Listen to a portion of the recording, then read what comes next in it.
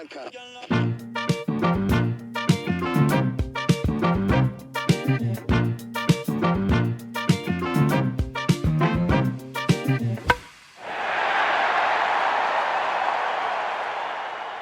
up, everybody? Yeah, got a haircut. Probably first thing you noticed. But I have some footage from me doing my first little dip of the toe in doing some public speaking about talking about everything that I talk about. So, really, without further ado, I'm going to jump right into it. It's what's coming up next. I got to speak at the old high school that I went to, and hopefully in January, going to get to speak again there to a little bit bigger of an audience. This was just a classroom today, but it was really fun. And some of the beginning is cut off, and then some of the end of the Q&A is cut off. But it's really cool. It's really dope, and I hope y'all dig it and check out for more. All right? Peace. Was the first day that I woke up in the hospital after having to be rushed to the ER because I had what was called thoracic outlet syndrome. I had blood clots in my elbow and my shoulder. I'll go into the detail a little bit more, but I came back home. I was in Tucson when this happened. I came back home in late May. I talked to Mrs. Fuller in July, and then I talked to Mrs. Havard about a week later. And I told them that I wanted to get into public speaking from all this because I had a really big message for athletes. And that's how this started. I came here in late August, and I said I have this message for athletes and their parents, and I want to talk to them about it. And the biggest feedback that I got from the small group of teachers, which was these two, Miss Havard, and then two other folks, was how do we make this for everybody, not just athletes? Because I think I have 4 athletes in this room, and then I think the rest of you guys probably aren't thinking about being a professional athlete in your adulthood, right? Yeah, so how do I make this for something that you guys can digest too? And what I learned is so much about trauma, processing trauma, and then also processing regret. And I hope you guys haven't had a full scoop of trauma yet in your life, but I'm sure by at least this point, you've done something that you've regretted. You might have lied awake 1 or 2 nights going, man, why did I do that? And I can't tell you how many times I did that with this. I did this to myself. I ran into a fence playing baseball at the age of 33, taking a men's league game way too seriously, which was all caused from psychological buildup from when I was your age, of what I was choosing to do with my life, how I was choosing to set up my life. I was a very passionate person. I was a very headstrong person. What I wanted to be was a professional baseball player. Now, there are many factors as to why I had a very small window to begin with. So you would think that I would say, okay, I might not be a professional baseball player. What's the next step? But I didn't really do that. However, the universe kept throwing me these ways of like, hey, bro, there might be something else for you. It kept showing me expression. And that's what I'm here doing today, and that's what all of you guys are in class for right now. This is public speaking class. You're in a class that's teaching you how to express yourself. And you might say, I'm not going to be a public speaker, so why do I even care about this class? But you're going to be an adult, and an adult gets interviewed all the time. And I can't tell you how much your charisma and your character and your tone and the way that you carry yourself is going to either land you the gig or not land you the gig, whether it's a job, whatever it is.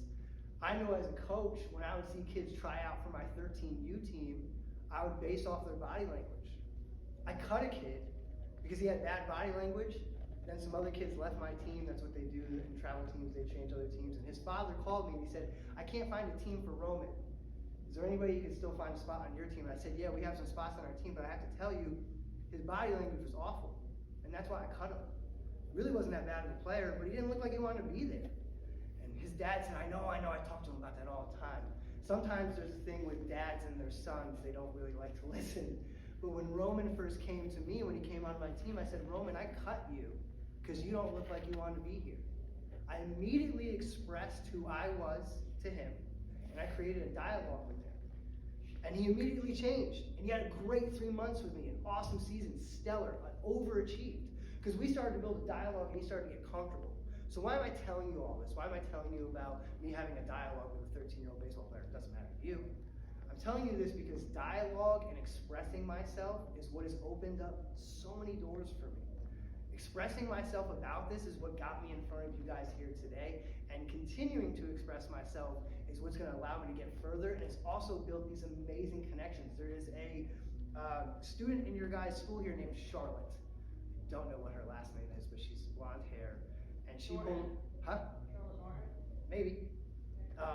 She pulled into the gas station that I work at in town with her mom, and I was putting air in their tires, and obviously people ask me about this all the time, and I'm not afraid to talk about it. It actually makes me feel better to talk about it. So Charlotte's mom was asking me about this, and I was telling her about it, and she was like, this is amazing that you've gone through this trauma, and you've dealt with this experience, and she literally brought Charlotte back up here, and then went back down to town and bought me a book about getting over trauma, and came back to the gas station where I work and gave me the book. And like, none of that would have happened if I didn't, if none of that would have happened if I was like, don't ask me about this. I don't want to talk about it. Please. You know, like, what if I came in here and I was like, hey guys, I lost my fingers and it stinks, but I'm trying to tell you guys that it's all good. Be like, get this jabron out of here. You see what I'm saying? And it wouldn't work. And what I've learned so much about this process is finding light in bad things is really what we're here to do. And my best friend of 28 years, when this happened to me, guys, my thumb turned black because I was having blood clots going through it, okay? The impact from catching the baseball pushed a rib onto my artery, and it took off the circulation to my thumb. My thumb literally turned black on my hand and died. My best friend would send me a thumbs up emoji of the black thumb. It's funny. What am I gonna do? I can't put my thumb back on my hand. But if it wasn't funny to me, it would make this process so much worse. And then on top of that, the biggest message I can give to you guys is that the universe is working in your favor. Even when the craziest things happen, the universe is working in your favor, because I've always been this person who's comfortable speaking and sharing myself and my story, and then God was like, yo, I'm gonna basically kill you. I'm gonna give you this crazy thing that allows you to go out and share your story and express yourself. It's gonna open up a career for you. I always wanted to be a professional athlete. I always wanted to perform my sport in front of an audience of people, a stadium full of people. And God was like, nah, that's not what we're gonna have you do. But we're gonna cut off two of your fingers. You're gonna be able to talk in front of a bunch of people.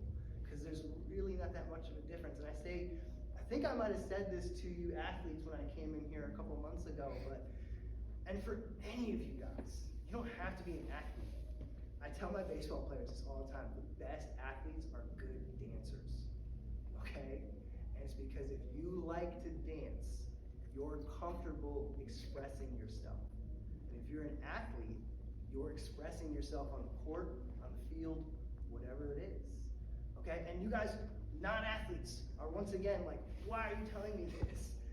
But whatever field you want to go into, you have to express yourself, that you have to give who you are, or else you'll just keep getting cut and dropped and dropped and dropped. And that comfortability, like I say, of dancing, of being able to move around, even though people are watching you, being comfortable doing it, that's that stage that you're gonna have to be on if you wanna be a successful person. Now there are jobs where you can just work at home and never see people and be a recluse to life, but I hope that's not what any of you want. I hope you guys want to go to connection and meeting people, because that is the really beautiful thing about life.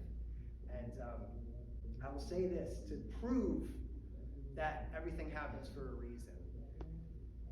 If I gave you guys something today that you liked and you want to take away with you, then this was for a reason. Because I wouldn't be here telling you guys any of this if I didn't lose these fingers. Does that make sense? Y'all feel me? Yeah. Do you guys have any questions? How long did it take you to get over the grief of like kind of losing your kid playing professionally, and then to transitioning to public speaking? That's a fantastic question, because I found out at the age of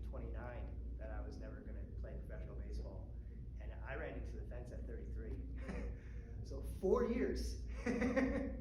4 years. I tried out for the Phillies at 29, and they were like, you can clearly play at a high level, but all you athletes out there, you have to figure out sports before 25 years old. 25 is it. If you're not a rookie by 25, it's over. And at 29, they were like, bro, who are you at 29? So I was very angry for 4 years, feeling like, oh my God, how did I not get this? And then, to answer your question, I might have never gotten over it if this didn't happen. This was my higher self, God, whatever you want to call it, the universe going, bro, you need to chill out. Baseball's not it. It's okay. Baseball's not it. You're really good at other things. And the moment this happened, my first week of being in the hospital, I would tell all the nurses, I'm going to be a public speaker. I knew it. I was like, perfect. I've already been good at speaking. Why else would this happen? Guys, I had clots in my elbow and my shoulder. They stayed localized. They didn't move to my heart, brain, or lungs. They could have made me a vegetable. But yet I'm the same person. Still talking, walking around, being me, just minus 2 fingers. Why would God do that if it wasn't for me to be here to deliver a message? You feel me? Go ahead. You used to talk in terms like at home. No, my best friend, the one who would send me the thumbs up, he was like, dude, you gotta keep the fingers. The thumb was gross. I mean, the thumb got black and shriveled up. If any of you are Harry Potter fans, no Harry Potter fans in the room. There's like, I think the 6th movie, Dumbledore, his hand is cursed and it like starts to, yeah, you know what I'm talking about? That's what my thumb looked like. It was pretty gnarly. And this is the crazier thing. I had 2 doctors misdiagnose me. I saw a doctor in October, I saw a doctor in December, and both of them were like, it's not that big of a deal, you're probably okay. And because it was a rib pressing on an artery, it was so rare that the doctors aren't at fault for missing it, so I can't sue anybody. Crazy, right? Like, and this, I don't mean to be cocky, arrogant, I'm a very confident person. I must be pretty darn special if I have such a crazy thing happen to me that I can't even sue. Like, what? I definitely must supposed to be out here doing this. Because I'm not even gonna get a boatload of money to say you can just chill and not do anything with your life.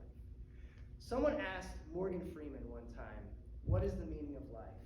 And he said, I believe it's to learn enough knowledge to then go and deliver that knowledge to other people. I'm 35 years old. I've been a baseball and sports coach and fitness professional since I was about 22. And I've now basically had a near-death experience, and I'm an amputee survivor. And I feel like I have enough knowledge now to bestow on other people. And it's like I said, guys, you're all in your teens years, you're gonna get into your 20s, a bunch of crazy stuff is going to happen. Ups and downs. You think you might get in the most perfect position for your career, and that business might not like how you do what you do, and it might not be the right fit. You might have to adjust. I'll give you a quick story about a baseball friend of mine. Okay, through 93 in high school, got to college, ended up throwing 97, got drafted by the Mets, ended up throwing 99. Okay, he has a 99-mile-an-hour fastball, goes straight. He's got a changeup at 85, backs up and slows down. He's got a cutter at 96. Cutters are very interesting. They look like a fastball for a very long time, and then they cut. Okay, it's actually his best pitch. He's pitching for the Mets minor league system, and the Mets won't let him throw his cutter. They won't let him throw his best pitch.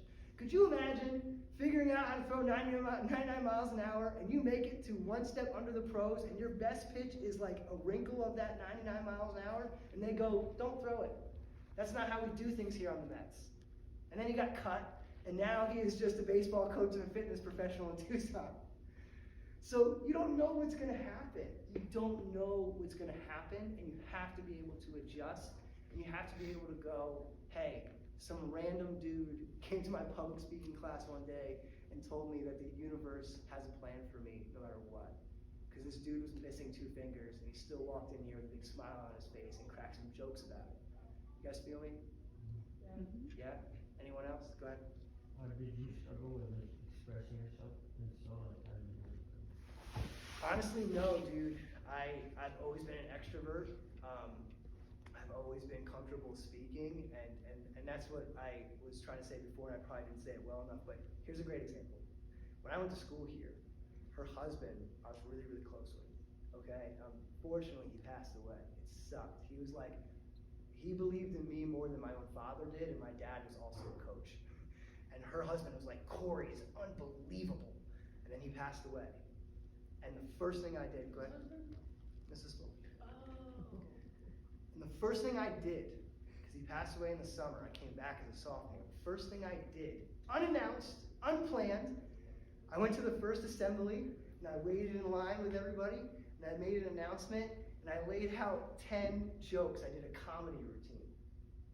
Nobody even knew it was coming. Me and my brother were playing Madden 3 days before school started, and I made him laugh by telling him why I'm excited to go back to school. And he was like, you've got to write these down, you've got to write these down. So I went into my sophomore year after experiencing the most intense thing ever 4 months ago, being there while her husband passed. It sucked. And the first thing I did was crack some jokes. Because my soul, my higher self was trying to go, Corey, express yourself. If you like music, whatever it is, express yourself. One of my biggest regrets, and I definitely can't do it now, was I had guitar lessons. I went to Indian Mountain, if any of you guys know what Indian Mountain is. I went to Indian Mountain, they offered guitar lessons. I had 3 years of guitar lessons, didn't learn how to play the guitar. Really wish I knew. I'll tell you, when you get older, whether you're a girl or a guy, everybody likes someone who can play the guitar. It's a really great thing to know how to do. And I think that music and expressing yourself are really good fields because you're a basketball player, right? You're short. No offense. You're not that heavy. No offense. You got a steep hill to climb, okay? There's no height, weight requirement for music. Aretha Franklin was huge. Adele was huge. She's small now.